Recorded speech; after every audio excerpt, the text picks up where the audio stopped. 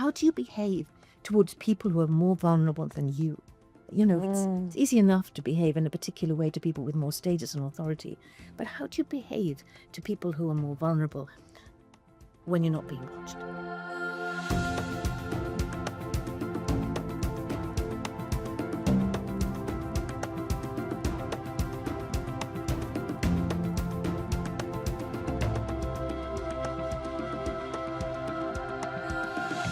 Hello, welcome to Transcending Boundaries. I'm Reeta Roy. My guest today is a remarkable trailblazer whose life's work has transformed the lives of millions of girls across Africa. Born in Cardiff, Wales, she began her career as an English teacher in London, working with students from marginalized areas of the city. And she witnessed firsthand the transformative power of education. In 1991, her graduate research in rural Zimbabwe led to a groundbreaking observation that parents wanted to send their children, including their daughters, to school, but it was poverty that was holding them back. Her insight and her determination to do something about it sparked a movement. That movement is called CAMFED. It's an organization supporting the education of girls and young women in Africa. CAMFED started with just 32 girls in Zimbabwe, and since that time has grown into a global force for advancing girls' education in Africa, reaching millions of learners. Her incredible journey has earned her numerous accolades, including an Order of the British Empire for services to education in Africa, an honorary doctorate from Cambridge University, an honorary doctorate in education from the Open University, and the prestigious World Innovation Summit for Education Prize. She's a celebrated speaker, a global advocate for social justice and equality. I'm talking about none other than Anne Cotton. Anne, welcome, and thanks for making time to be here with me and to talk to our audience about your life and the people who've influenced you and especially what you've accomplished. So I'd like to just go back to the past, actually go back to your childhood. You grew up in Wales, your beautiful parents who instill a deep sense of values, of service, of empathy. Would you share a little bit about your childhood? Yes, well, thank you, Rita. This is a marvelous opportunity to share with you, and a real privilege. And indeed, it was a privilege to grow up in Wales, a land where poetry and song and music are really valued greatly. And I grew up in a household where I actually thought it was quite normal for your mother to sing Puccini arias while she was doing the housework, because she was in the Welsh National Opera Company, although she'd had a very, very difficult childhood. But there's a very beautiful hymn that I think sums up my mother, and it's called Calon Lan. And the lines go, Calon Lan, and Llawn Daioni tekach yw at nar lili gloch. And it means only those with a pure heart can sing in the morning and sing at night. And that really sums up my mother. She did have a pure heart, in spite of losing her mother at 7, in spite of a very unstable father. But she was greatly loved by her extended family, particularly by her aunt Anne, after whom I'm named. So yes, my parents grew up in adjoining mining villages in South Wales. Mining was the way to earn money. My father, while growing up in poverty, it was a very stable, loving home. And he used to watch the retired miners climbing the streets, leaning, to catch their breath, because their lungs were really shot through with the coal dust. And he was terrified of becoming a miner. So he studied so hard. And when he was 9, he was put in for the 11 plus scholarship, which he passed, but he was too young. So he had to wait a year. But for him, education was the way forward. Education was about security and the way out of poverty. And so that was the mantra, really, of my childhood growing up in Wales. Amazing. Wow. Just imagine your mum singing around the house, your dad quoting poetry, something you said he loved poetry. Yes, he was a real all-rounder. I mean, he studied chemistry. He got the mining scholarship to Aberystwyth University to study chemistry. Ironically, it was the mine owner of the mine where his grandfather was critically injured, as a result of which his mother left school age 12. So he got the scholarship, but he had a great love of Shakespeare and, romantic poets. Yes, he was a real all-rounder, and he used to give us poems to learn. Say, right, the first one to learn this poem gets sixpence. And he'd put the sixpence on the table, and we'd be halfway through reading it. He said, "Come on, ready?" And we'd say, "No, more time." Of course, he knew the poems off by heart. It took us a while. Must have been a little naive not to realize that. Now, you won a scholarship as well to a private girls' school. What was that experience like? I did. Well, I was in a school, at the local school. There were 51 children in my class. And I think I spent most of my time running errands or teaching other children to read behind the blackboard. And so my father was my real teacher. So when I got home, in the evenings, he would say, "The fire's on upstairs." He had a deep Welsh baritone. It's cost, 3 shillings or whatever it was. And off I would go to work. And that's when, he would be setting homework for me. So when it came to the 11 plus, yes, I won a scholarship to a prestigious girls' school in Wales. And I was the first in my school ever to win one. And I didn't know anybody in the neighborhood who went there. But it was an extraordinary experience, really. Tell us more about how extraordinary. Well, I spent the school holidays when we bought the uniform, which was very complicated and had all sorts of lacrosse boots and indoor shoes and outdoor shoes. And I was very, very excited. My father complained. He said, "This has cost me an entire month's salary." He spiced the fact it was a scholarship, but he was pleased I was going. So I used to dress up in it. I was so excited. But when I got there, I quickly realized I was a fish out of water because, girls came to school in fancy cars. We didn't have a car. We lived in a terraced house. We'd gone to Barry Island on our summer holidays, and one of the first things I did, a piece of homework from Mrs. Roberts, write, what you did in the summer holidays. So I duly wrote about our week in Barry Island, where we'd gone on bus, stayed in bed and breakfast, and it rained most days, and we went to the laundrette to dry our clothes, and went to see Samson Delilah twice because it was next to the laundrette, and I thought we had a great holiday. I went to the slot machine arcades, and Mrs. Roberts came in and said she was going to read some of the best aloud. And I'd already realized that I'd made a mistake. And at the end of the reading, at the end of the lesson, a girl came up to me and she said, "Oh, you went to Barry Island for your holidays. I've never been there." Well, she wouldn't need to go to Barry Island because they had a car. So it was so much about me that I had to start hiding. I'd only been on a donkey on Barry Island Beach. Girls had ponies. So socially, I was out of my depths. Felt very excluded. And I began to withdraw. And I didn't do well academically, in those early years. So it was a very tough experience for me. The children, the teachers for the most part, I think, were very snobbish.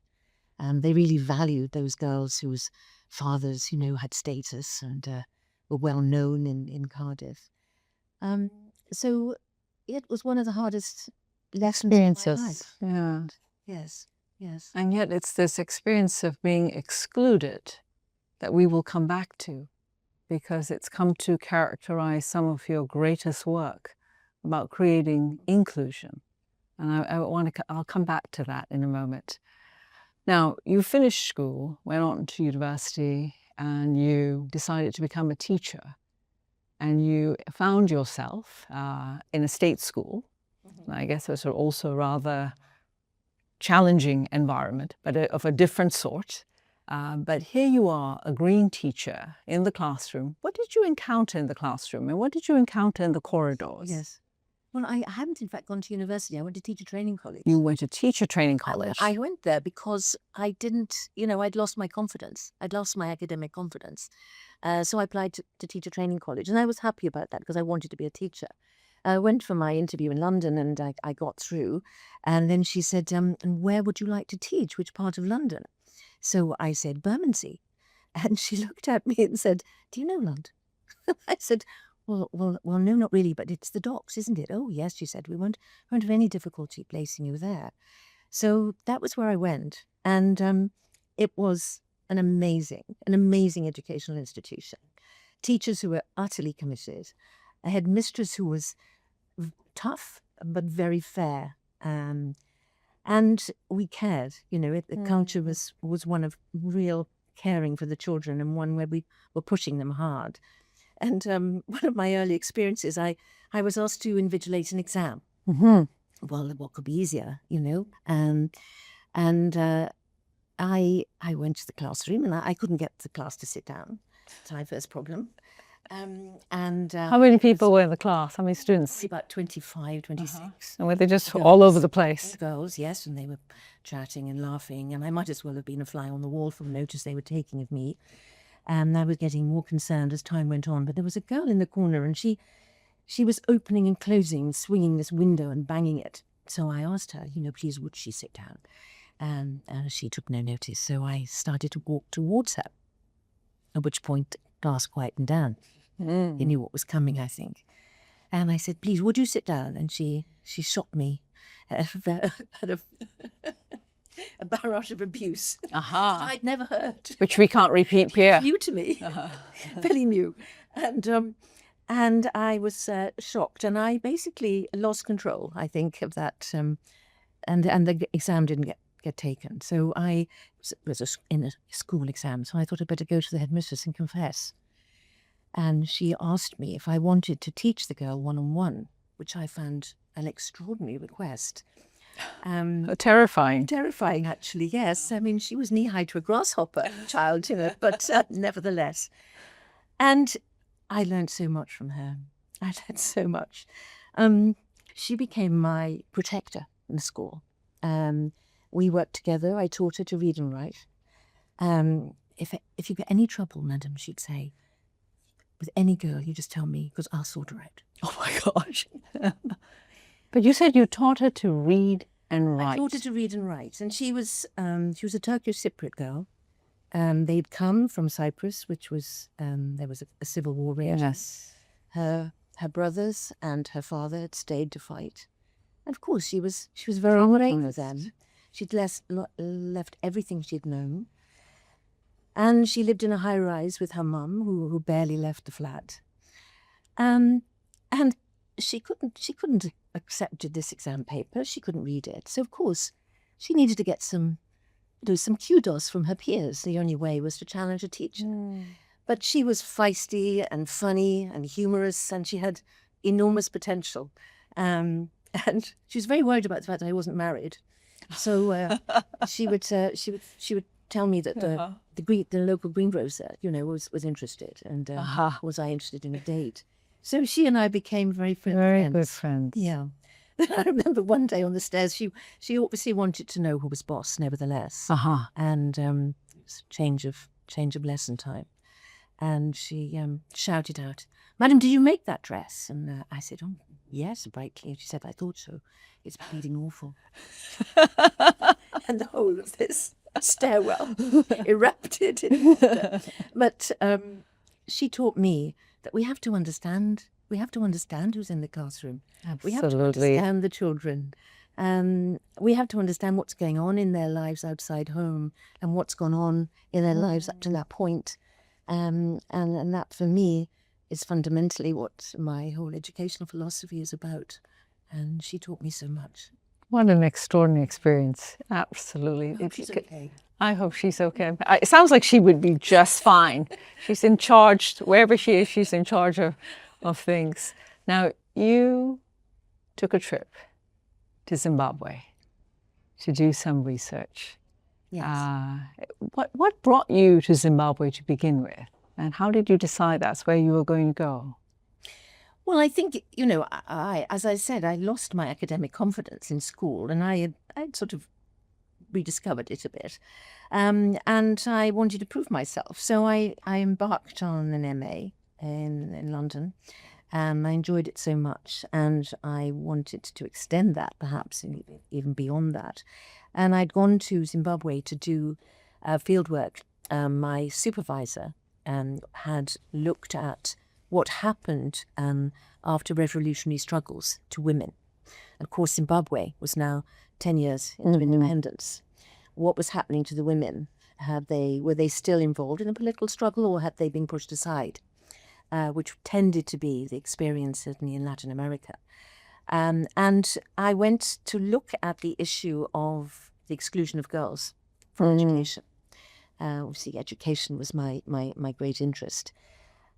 So I prepared, as I thought, in every way I could, reading everything I could about the context and about the issue of girls' exclusion from school. And I went to a village on the western edge of Zimbabwe, Mola, the Nyaminami district, where the Tonga people were living.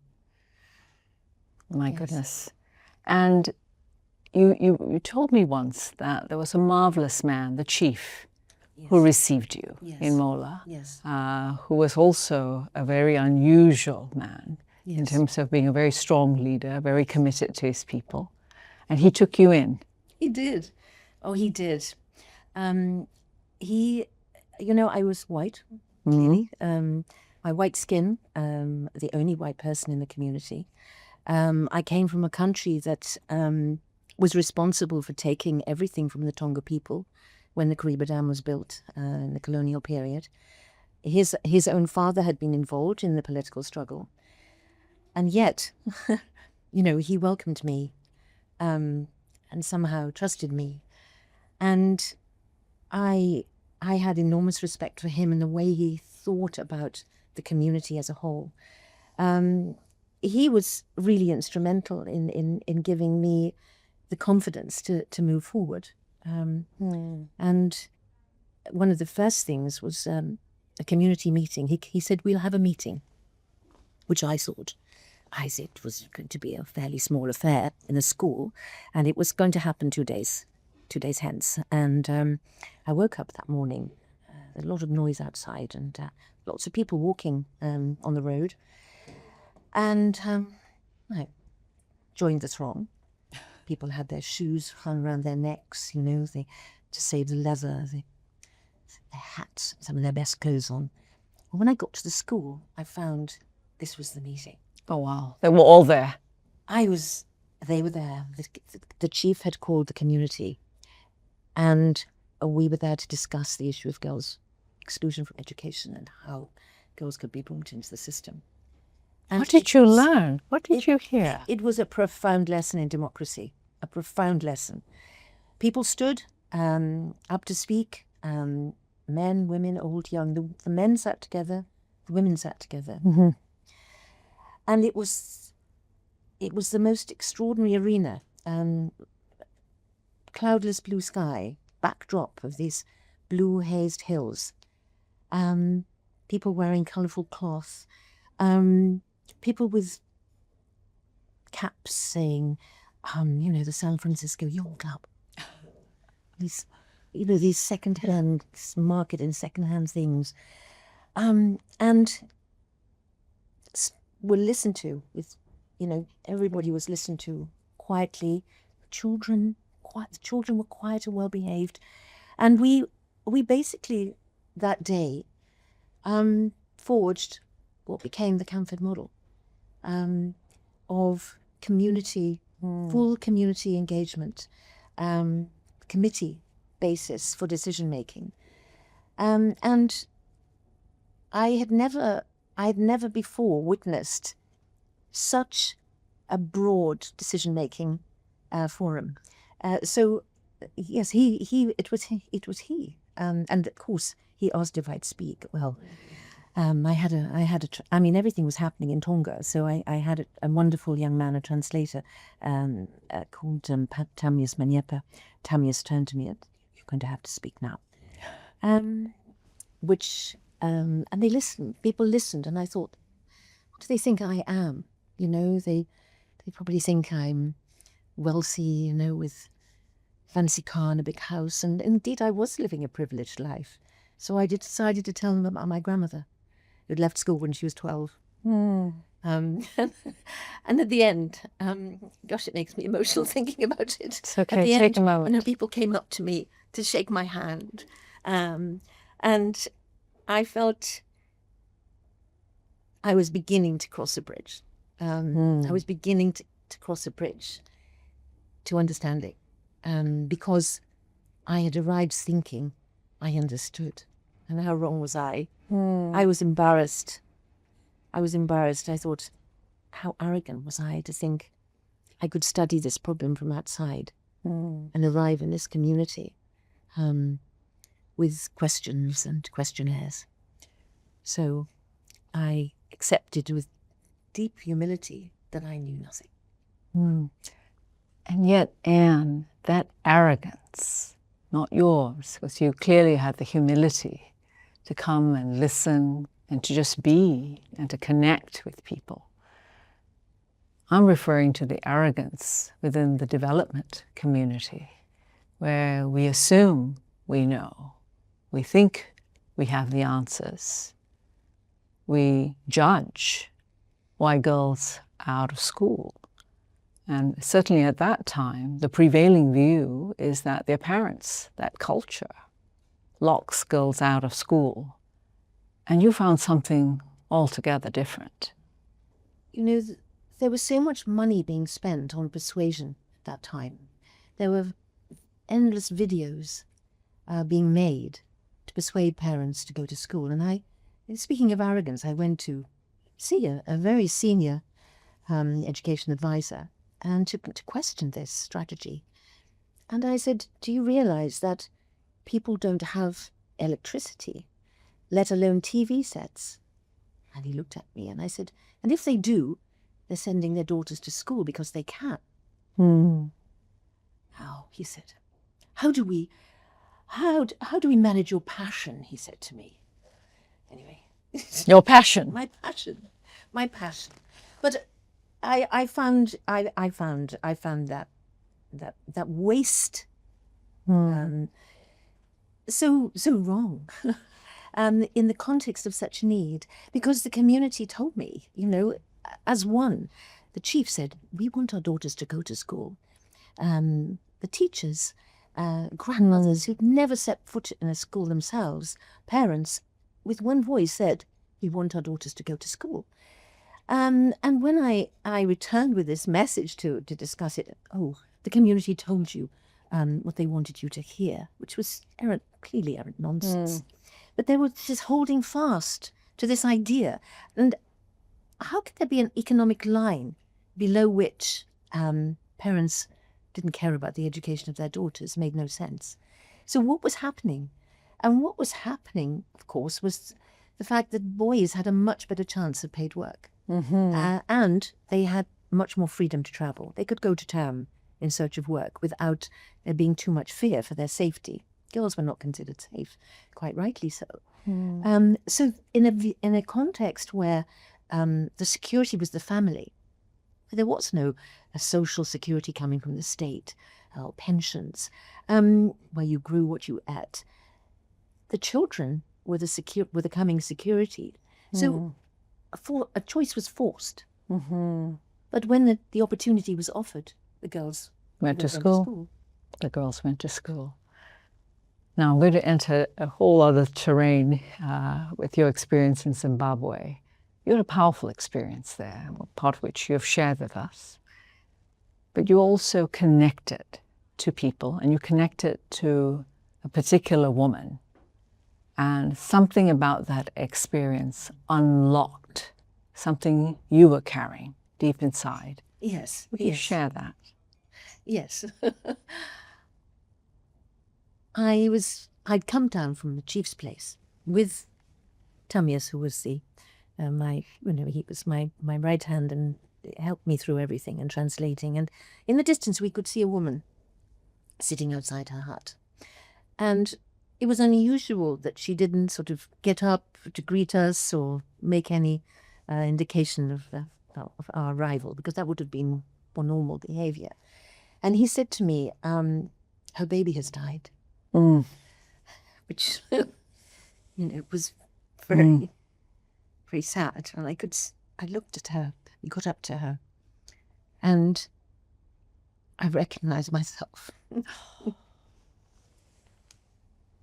Because grief, deep grief, it's not about expressions, and a kind of energetic wailing, or it robs you of the energy to express itself. And I saw that in her. I saw her complete, almost absence of emotion, because you are drained of almost drained of feeling. You haven't got the capacity to feel because what's happened is so immense. And I said to Tamias, who didn't know my experience, I said, please tell her that I too have lost a baby. And he told her, and at that point, for the first time, she looked up. And she said, as he translated, I didn't know that white women's babies died. And it was like a stab to the heart. And somehow, things started to coalesce in my mind, because my husband and I had wanted to do something in memory of our daughter. Of Catherine. Of Catherine. She had died from a medical blunder. Her lungs were immature. They couldn't absorb enough oxygen when she was 8 weeks old. And of course, she had the best treatment when she was, in those 8 weeks. And of course, I knew the connection between education, girls' education, and maternal health and child survival. And somehow, I was beginning now to draw on that. And that meeting started a healing process for me, because I had buried a lot of the pain and got on. I had 3 children, I was busy. And it became a source of courage, actually, and empathy and connection. Because wherever we are, and whatever our circumstances, these human experiences Connect us. they unite us. They unite us. My vulnerability and hers were the same. And that was a profound experience at that moment. And it gave me clarity about how to move forward. Clarity, courage, determination. So you came home, and not too long after that, you started an organization called CAMFED. If I recall correctly, you started by supporting 32 girls in Zimbabwe. Talk about those early days, setting up an organization dedicated to girls' education. Yes, well, there was an absence of an organisation dedicated to girls' education. I was looking for an organisation that would almost provide an umbrella, but in the absence of that, I realised I had to move forward myself, because I also had to convince people that the girls would go to school. Because I was still being told, well, they might start, but then they'll be pulled out by their parents when they realise they've lost their labour, etc., etc. This was the kind of, conversations I was having. So the only way was to demonstrate it. From a moral perspective, I felt I absolutely needed to act, but also from an intellectual perspective, I needed to have a demonstration of the reality of the truth that the community told me. The sector was filled with organizations where there would be an expat head, generally white, maybe the deputy as well. The differentials in pay were extreme. They would send their children home to a home country, and then there would be people would be recruited locally, and I felt this was a problem. I felt I wasn't interested in setting up an organisation that followed that pattern. So I established Camford in the UK, and simultaneously in Zimbabwe, each with a board of trustees. In Zimbabwe, the chair of the board was the permanent secretary of education, Dr. Isaiah Sobanda, who was a wonderful ally and encouragement at that time. So I was challenging the norms, if you like, of Yes, the completely. industry was set up, and being told it wouldn't work, that the idea of decision making being held at the community level, I'd see the money go astray. I remember one conversation where I was told, there'd be so much corruption in the community that nothing would happen. And I said, well, it's a strange context when there's so much corruption and that there's so much poverty. Why is there so much poverty if there's so much corruption? And he just looked at me and didn't really have an answer, but just thought I was going to, yes, I was going to fail, and he was going to be able to rub his hands and say, I told you so. So right from the outset, right from that first meeting in Mola with the chief, the whole foundation of it was about decisions being taken by the community. I mean, I lived in the UK. I wasn't moving to Zimbabwe. So if it was going to work, it had to work with this local democratic decision making. And it worked. It has worked. It continues to work. I was told that committee members wouldn't contribute, wouldn't participate unless they were paid. And this is 30 years later. No committee member in 6 countries has ever been paid, and they are committed to the work. They are committed to supporting the most vulnerable children in their midst. They take pride in the success because they've had such a hand in the success of the children. So why does it always seem that money mediates these relationships and money mediates human behavior? Because there is so much else. And so the foundations of CAMFED were laid in those early months and years, and have held.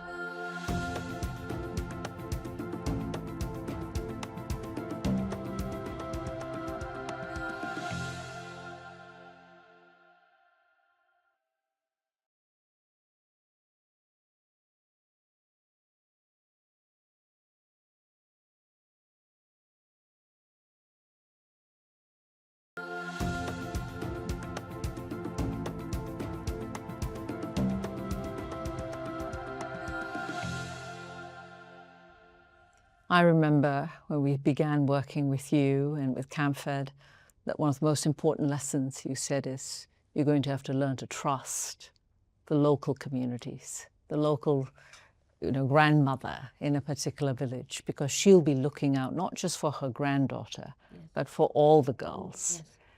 What struck us as just profoundly powerful was the governance structure. It was all centered around that girl.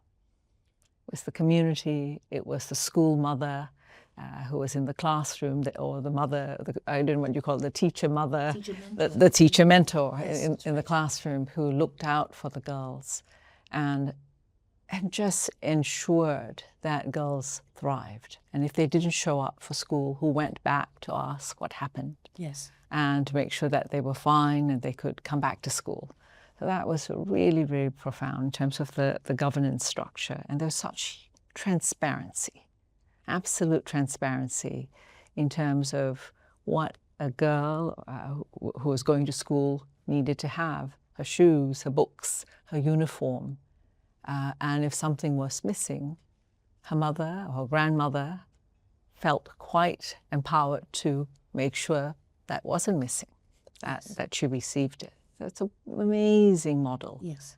In terms of structure, transparency, and good governance all around. Yes. And you had incredible success in Zimbabwe, more than demonstrated. You essentially defied conventional wisdom and put a new model in place. There must have been some amazing women and men you encountered in Zimbabwe. Would you tell us about them? Extraordinary people. Judith Kamiri was one, and the late Judith Kamiri, extraordinary woman. She was the headmistress, Mola Secondary School. She arrived She wasn't there for my first visit, but she was there for the next. And she was only 23.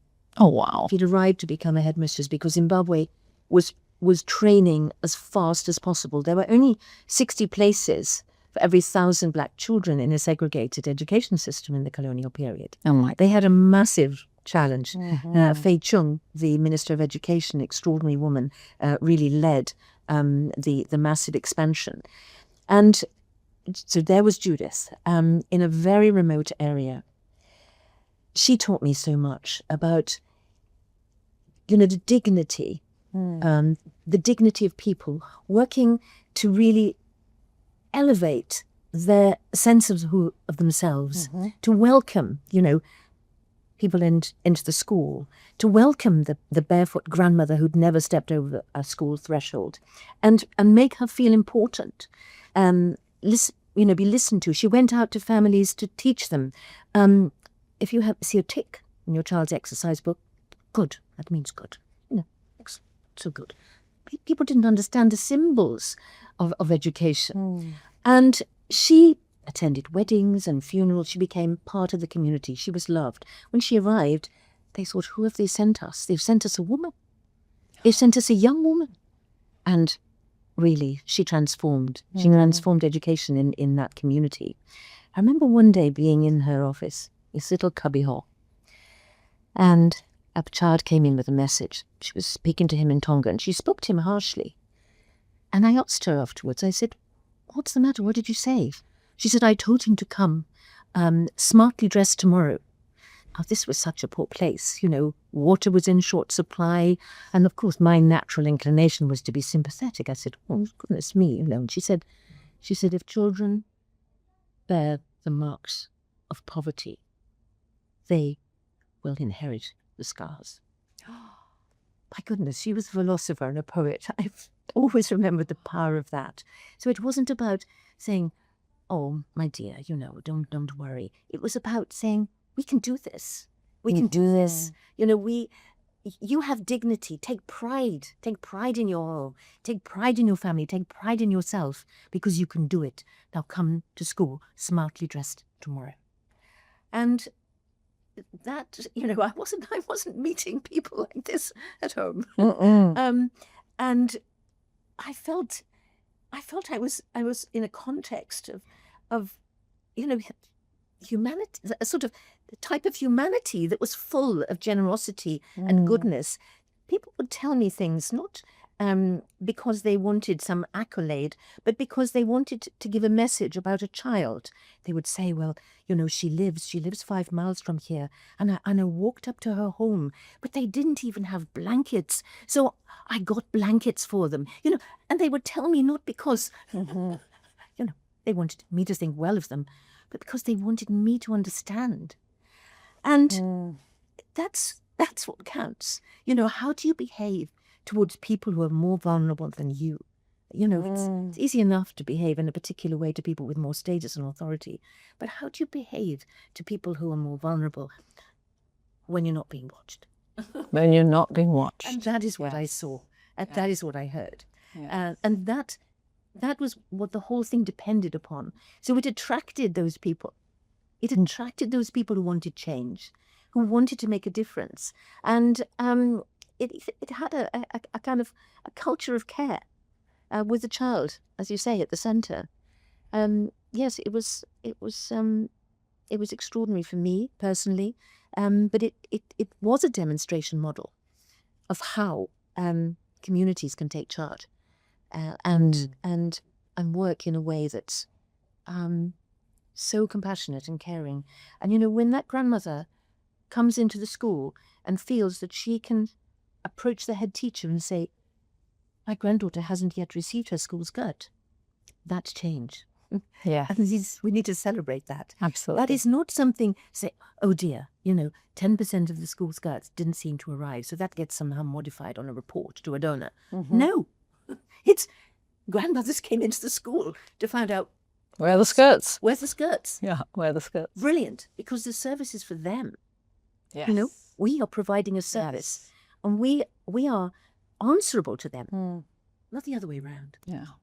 I think the other big myth that's out there, which you also busted completely, was the incredible generosity, the great philanthropy that comes from these very households who have so little. Yes. I remember once you told me about a school teacher who just reached into a pocket and paid for a child's fees because she didn't want that child to be sent home. Yes. Yes. And you must have seen that time and time again. Yes. Yes, I saw it. I saw it time and time again, and it reminded me of my childhood. You know, and I wondered. I thought, can this generosity not exist in wealthy communities? Yes. Do we just move beyond empathy and sympathy and compassion as we move towards greater wealth? Because during the general strike in 1926, my grandfather was on strike with the miners in South Wales. And they can sing, you know, in Wales. So the Welsh male voice choirs were going around the country, you know, collecting money from people sympathetic in the working classes, and bringing the money home. And meanwhile, this army of women, including my grandmother, were making meals for the children. During the general strike, they made 217,000 meals. Oh my gosh! Wow. This very poor community. And I used to keep finding these parallels. I was in Malawi, and it was a preschool, and the women were giving their time and their resources to provide food for the preschool children. And I noticed that some of the children were getting extra rations. So I asked the women, why are the children getting extra rations? And the woman said to me, because those are the children who were most hungry. And I said, how do you know? And she said, because they eat the fastest. And I thought, I've never seen that in a report, in an academic report. And there it was, the knowledge that's so crucial. Absolutely. Coming from a poor community in Malawi of women who had not been to school, but who understood children's needs. And I just kept finding these parallels in my own background in Wales and what I was seeing in Africa. And I remember one day meeting a woman called Dorcas, and she was disabled and she was in a wheelchair, and she invited me to her home. And when we got there, she literally climbed down out of her wheelchair and crawled inside, and she had a lot of fabric spread out on the floor, and she said, I'm making clothes for people in the community because I'm supporting orphan children. And she had adopted 12 orphans herself as a single woman, and that she was now providing for their food, for their educational expenses, all herself. And I've never seen such a profound act of devotion and philanthropy and devotion and love. But it's somehow in our sector, in development, and words like, you don't find words like love and compassion and empathy in reports. You find a lot of the technical jargon and data. And what are the stories? What are the stories that behind what is happening? These are not some sort of sidebar, to give a report a bit of emotional heft. These are biographies which tell us detail of what's happening. And I've always found stories to be a huge source of understanding, and also of acknowledgement, to honor people who are doing, really doing the work on the front line, who are often so marginalized or taken for granted. Yes, it's I've gone around this a little bit, haven't I? Lots of different beautifully into my mind. Beautifully, and I'm glad. These are all very important things which need to be said.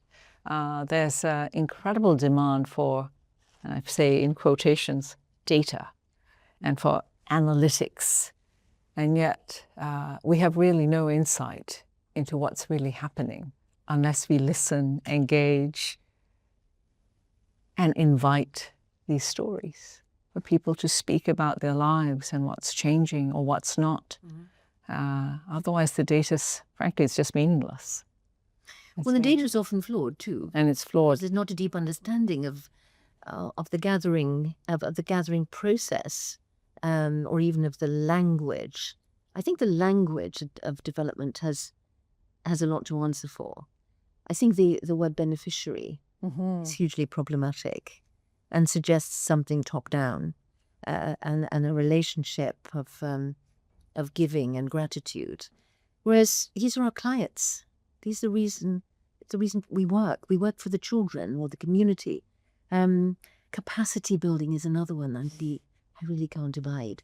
Whose capacity is being built here, and why? There is so much. There is so much that is beyond money. There's so much capital of different kinds. The institutional capital that needs to be honoured and accessed and used, and brought into work.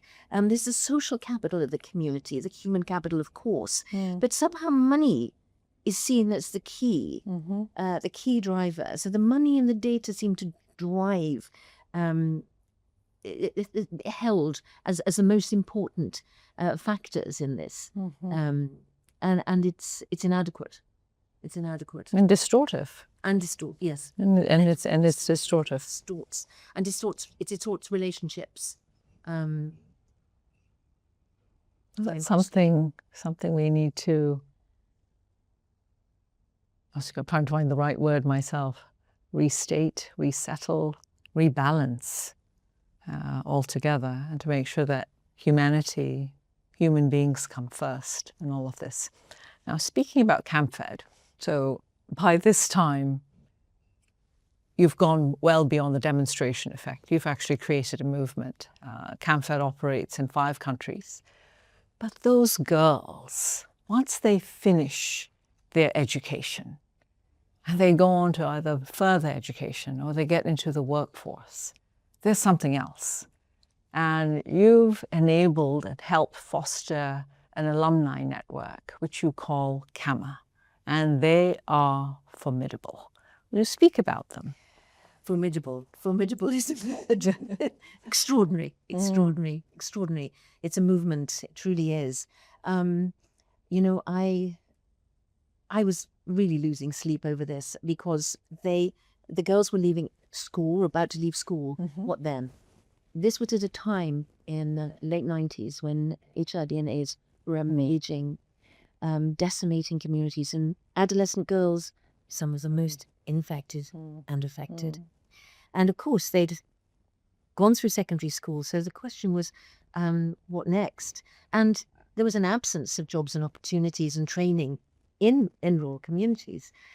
And so they would be tempted to go to town in search of work, which was very, very dangerous, because at almost the minute they stepped off the buses, there would be offers which would look perhaps like work in hotels or domestic homes, which would be often an opening to abuse. And so I put it to the board that we needed to go beyond, and the board was very reluctant. I said, no, we're having success.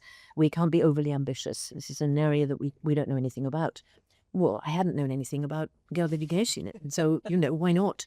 And I really fought very hard. And Robert Oakeshott, who was, a major ally, he said to me years later, I've never been so happy to be proved wrong, because it has become formidable and a force. And I was on a platform in Cambridge. I had been invited to speak to the students at Trinity College. I was looking out thinking, my goodness, what a privileged group, and even when they leave, they're going to have networks and opportunities that, are available to them. And I thought, we need to mimic the behaviors of the elite. And we need to create an alumni for rural girls in Africa. And it was for them, really, initially. The idea was to give them a support system on leaving school. But how? The reality was that they were had such deep understanding of the reality of exclusion They had such empathy that already in their lives they were doing what they could. They would meet a child at a bus stop, and the child would say, "Why aren't you at school?" And they would explain, and they would find a way. And so what Kama became was not my vision.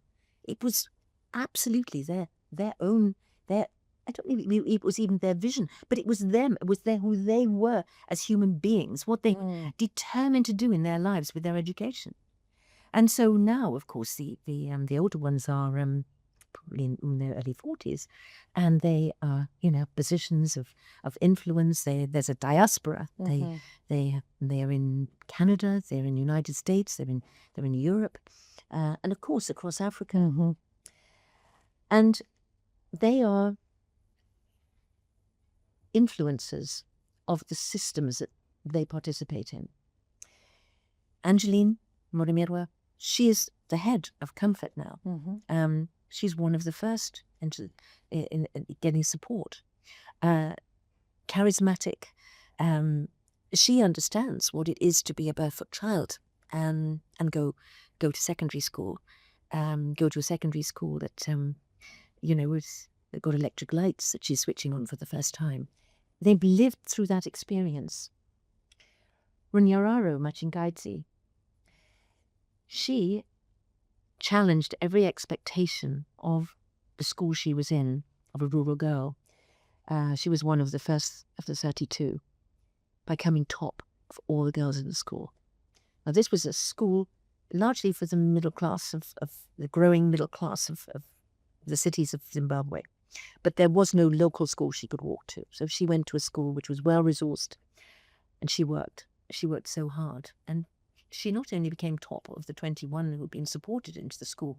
So the entire school. The entire complement of girls. And she's a doctor in Namibia now. She's working there in a hospital. And she said to me, when I see an old woman, and I see a nurse being a bit, disrespectful or dismissive, I say to her, "Don't speak to that woman that way. She could be my grandmother." She said, they're shocked. Because they don't think that, doctor in a white coat came from that background. So they are changing the institutions that they're part of. They are involved in every kind of area. Fiona Muchemberry, who is the head of CAMA, she is the first trained lawyer. Remarkable. We have agricultural extension workers. We have people training others in agriculture, in managing climate change. Through Earth University, of course, another partner that works on sustainable agriculture. They are occupying every facet of their national economy and lives, and yet they remain rooted. One of the most profound messages of the early years of Kama was of the pride. Pride in your roots. Never turn your back.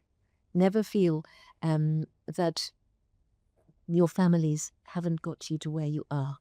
And I think that is extraordinarily important for self-confidence, Self-esteem, for self-esteem, for identity. So many people hide their backgrounds. When I've spoken about this aspect, I've had people come up to me telling me quietly. I was in a very fancy event in New York, and a woman, and I'd spoken there, and the woman came up to me and told me like it was a secret she wanted to hide, that her mother was a shop girl in Macy's, and she'd worked so hard for her daughter to have a good education. That holds people back when they feel like imposters. absolutely. The success that they feel the success has come to them, not by dint of their capability and their hard work, but then they feel like imposters. It makes them far less powerful. CAMA members have that power, and that is extraordinary to listen to. And they are, yes, they are over 250,000 strong now. I was going to say, and what's equally extraordinary is just how large this CAMA network is. And so much of what we've talked about, the generosity of people who in some cases have the least to give, but yet have the greatest love and generosity which they express. We've talked about the misplaced assumptions which are just dead wrong in the development community about communities they think they know, Yes. but really don't. Yes. And so much of our work is to shift what is outdated Yes. in this development sector in order for there to be development. What's your advice to this sector or to foundations like ours, which need to change how this work is being undertaken? That's a very, very big question. I think one thing I have found challenging is the recruitment of people, not in Africa, but in the UK. The education systems, of course, are competitive, and they're about, solving problems. So bright young people, they want to change the world. They know the world needs changing, but they think they have to come up with the solutions. So it's about really drawing in people, recruiting people who have those skills. They're called soft skills, but they're fundamentally important skills of listening and learning from people who are the real experts on the front line, experiencing the day-to-day problem. So I think we have to look at, how we train and how we recruit. Certainly in this sector, I think that's very important. And I think we have to acknowledge the scale of the problem with humility. We have to take our, we have to be brave about recognizing that we don't have the answers. And, I remember in Mola, I took my questionnaires, which were only printed on one side, to the local school and said, would you like this paper? Because it's only printed on one side. And the headmaster said, oh, thank you. We haven't got any unlined paper. The children would enjoy drawing on unlined paper. And I felt free. I started to learn at that moment when I abandoned all my preconceptions, which were born of arrogance, of my arrogance. So we need to abandon our presumptions that we know and have the answers and go and listen and learn and trust what people are saying to us. Thank you. Thank you, Anne. That's just incredible. Anne Cotton's life and career exemplify the extraordinary impact that one individual can have in transforming access to education and empowering generations. As a mother and grandmother, Anne's journey is deeply personal, yet her work has touched millions of lives across continents. From her roots in Wales to her groundbreaking work in rural Zimbabwe, from teaching in deprived areas of London to founding CAMFED, from grassroots mobilization to influencing global education policies. Anne Cotton has redefined what is possible through vision and empathy. By going beyond mistaken assumptions to observing what was real, by connecting to women and families and seeing what they wanted for their daughters. She has inspired a movement that is supporting girls' education across Africa, a movement that is transcending boundaries. Anne Cotton is proof that the power of one can create a legacy of change for millions.